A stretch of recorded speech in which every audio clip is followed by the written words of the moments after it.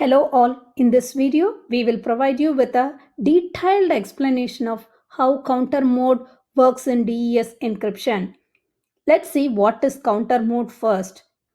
It is also known as CTR mode. It is a block cipher mode of operation.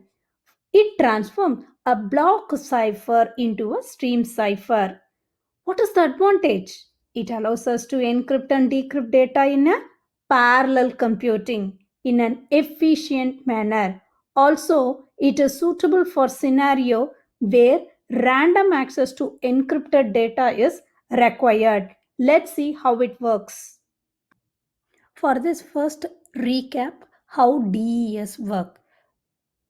It will take 64 bits block of data, encrypt it with 56 bits key and produces the cipher text. Now let's see how CTR works in step-by-step process. Step 1. Generate a secure and random 56-bit key for use in DES encryption.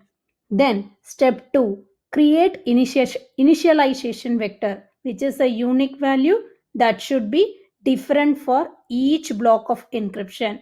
This IV is typically same size as the block size.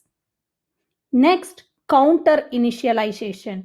Initialize a counter value, typically the same size as block size. The counter value is incremented for each subsequent block of data to be encrypted.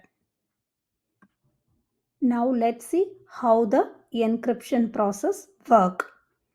Take the counter value, combine it with the IV to create a unique value.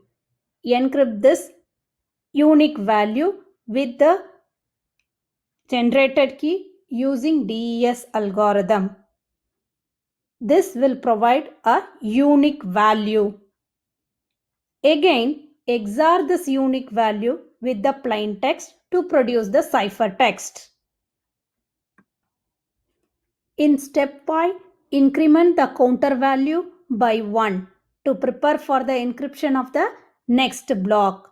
Step 6, repeat step 4 and step 5 until each subsequent block of data is encrypted. When you want to decrypt the process, it is very simple.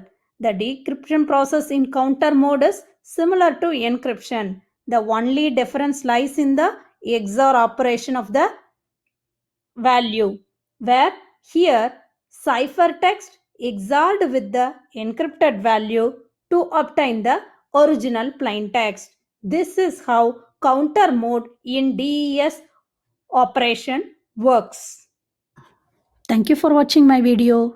Make sure to subscribe, like and don't forget to hit the notification bell. Bye.